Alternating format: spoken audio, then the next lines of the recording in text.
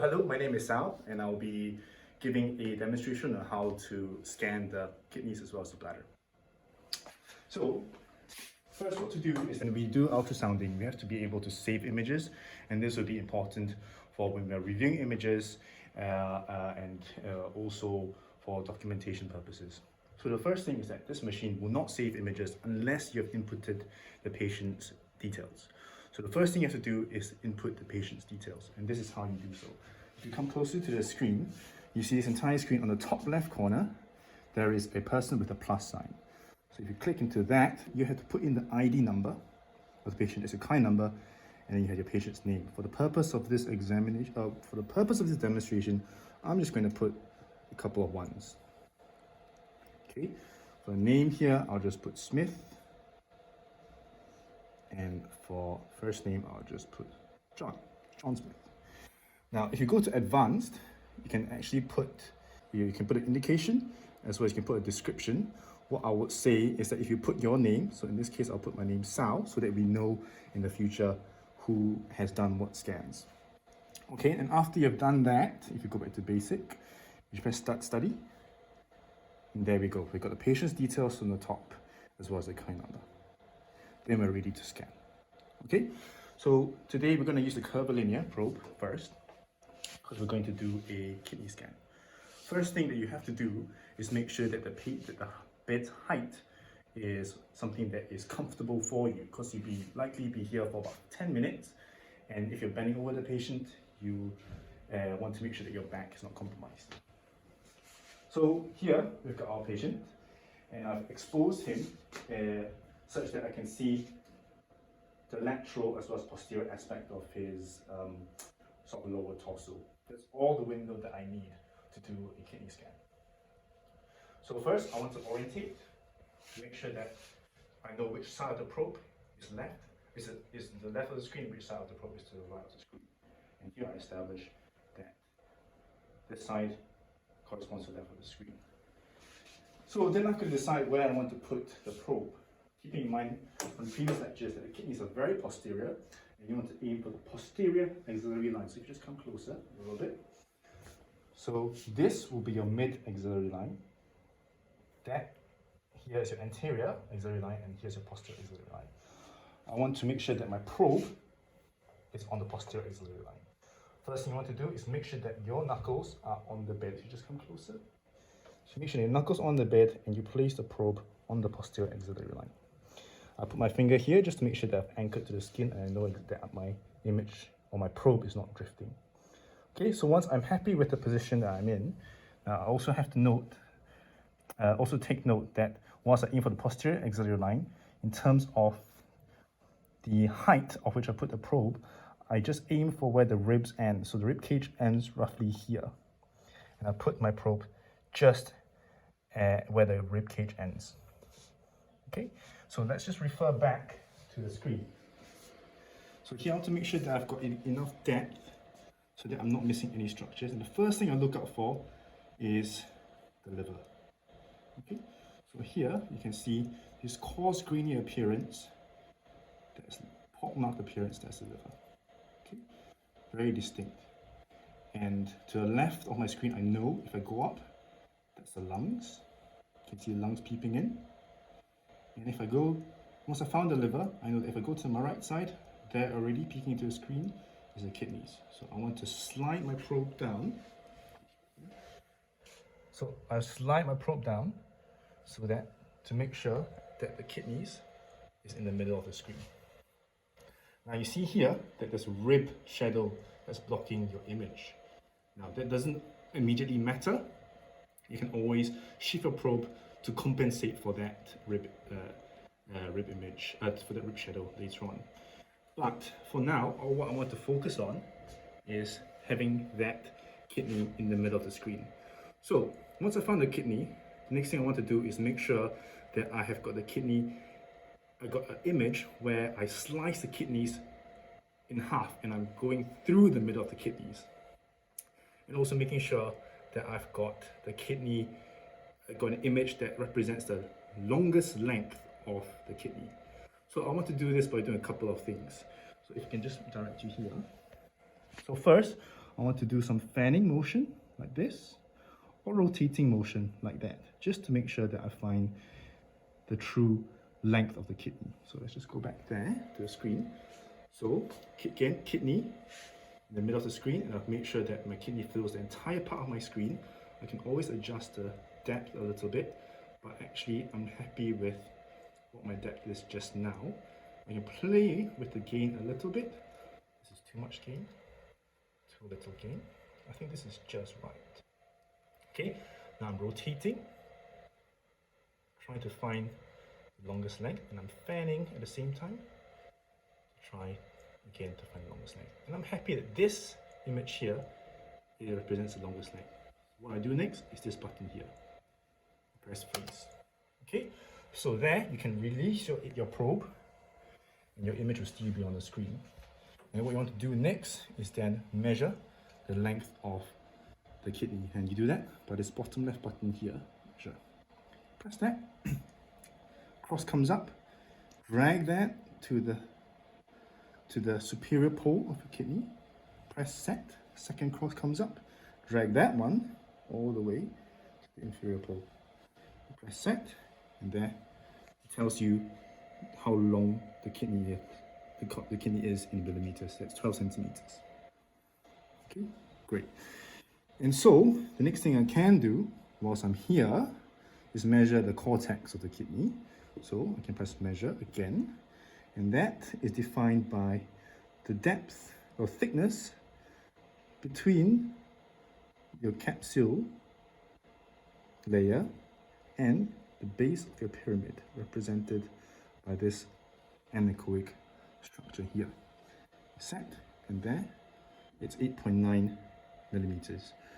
Remembering that the normal range is between 7 to 11 millimeters. So that's normal. Okay, so good. So we have, and again, from this image, I'm just actually going to unfreeze it and have a look at the kidneys again. So again, trying to look for my liver and then find my kidneys. Now what I'm going to do is I'm going to fan through my kidney. I'm going to increase the depth a little bit so that when I fan through, I don't lose any image of the kidney.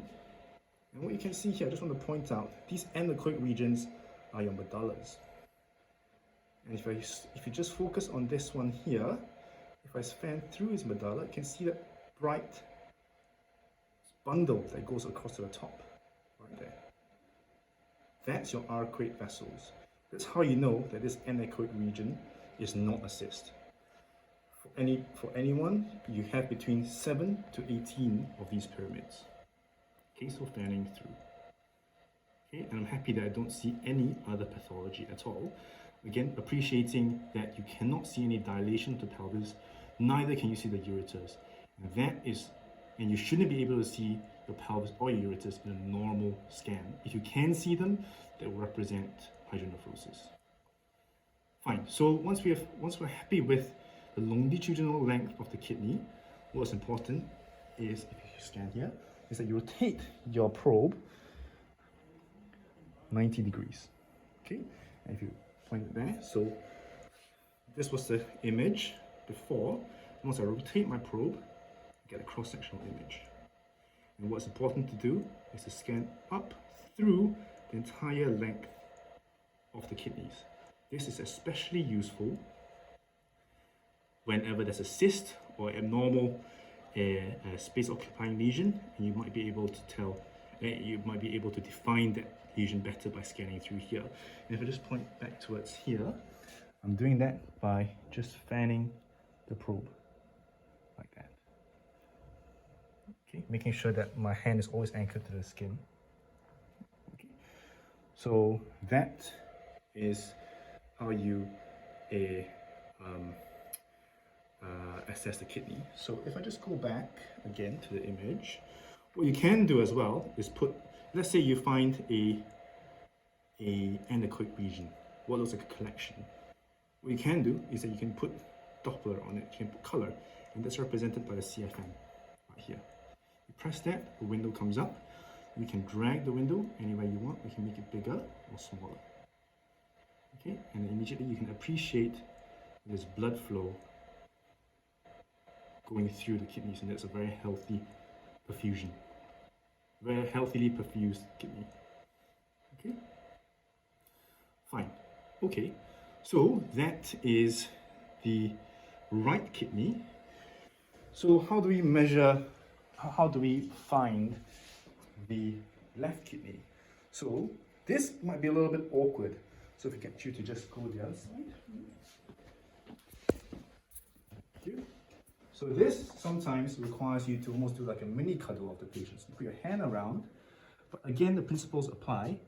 Knuckles to the bed, posterior line, keeping in mind your left kidney is going to be a bit higher than your right kidney. Place a probe roughly where the rib cage ends, and what you're looking for is the spleen. If you look at this image here, very beautifully you can see the spleen coming into place right there. If you go further up towards the head, that's your lungs. You can see, if you can take a deep breath in and out, you can see the lungs peeking in and out. So that's your spleen. Thank you. And if you scan downwards from the spleen, that should be your kidney waiting to come into view. Okay, so that's your kidney. Now again, you can see that there's a rib shadow over there. What you can do is that you can put your probe down a little bit and scan upwards. So you try to scan sort of underneath the rib cage, if you like. And you can see there the rib cage, depending on his inspiration and expiration, comes into view. The kidney comes into view quite nicely. Okay, so after you hold a deep breath in and hold, and press the image, and there I've got a great image of the kidney. Just continue breathing. Thank you. So that's some techniques to try to optimize your image, especially when you've got structures such as your rib cage or bile gases that gets in the way. You can always shift your probe and try to find that window that will help you get the best image for the kidney. So, and you sort of get more and more comfortable with that the more scans that you try. The more scans that you do. So just pick up the probe as much as you can. Okay, so that's the left. So once you find that left kidney, you do exactly the same thing as we described on the right kidney on the left. Okay, you span through longitudinally and you look cross-sectionally as well. So fine, so then you have done the kidneys. Next thing you want to do is then you want to look for the bladder. The bladder is best looked for when the patient is lying flatter. It's actually easier because you sort of take away, especially if you have got a patient with a higher BMI, you can take away all the skin fold. So I'm just going to put the bed down flat. Okay. So we're now going to look for the bladder and do a bladder ultrasound. The best landmark to find the bladder is really to find your pubic bone. Or if really sometimes I just try to scan as far down as I can get, sort of patient allowing or sort of clothing allowing. So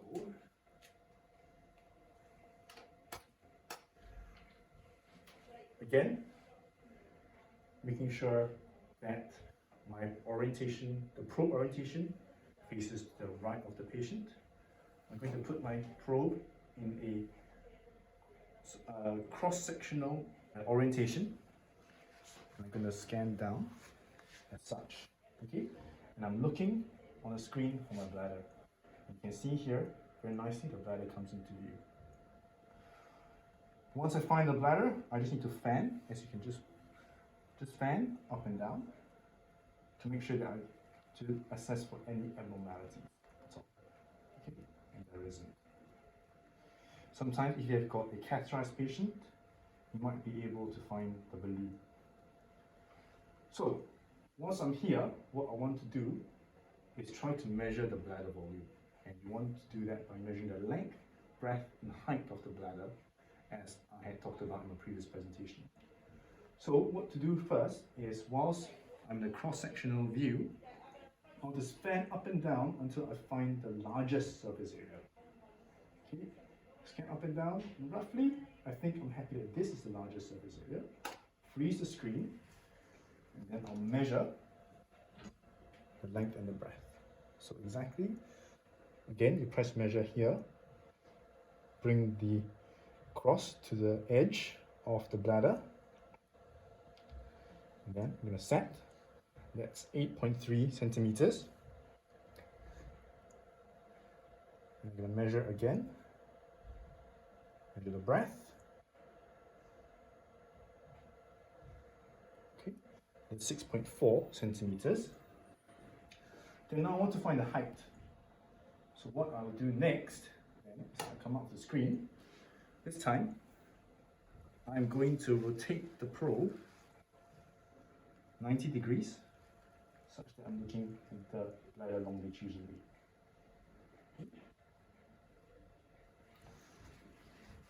Pardon me. So that's the bladder in the longitudinal section,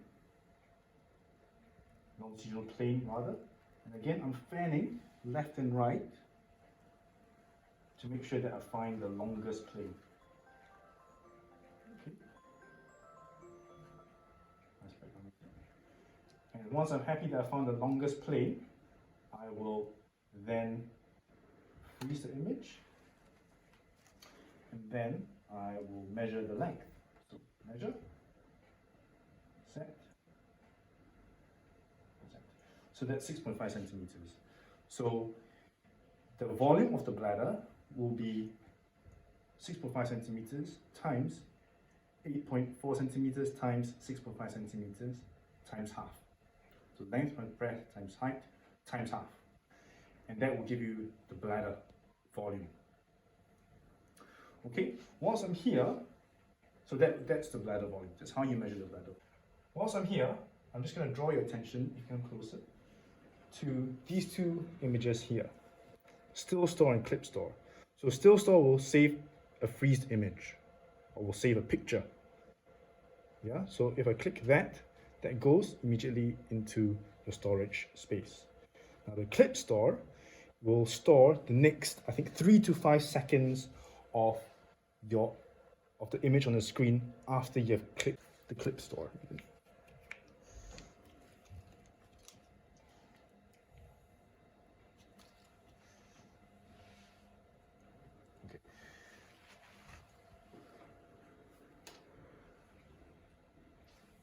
So once you press clip store, the machine will save the next 3 to 5 seconds of the image that's on your screen.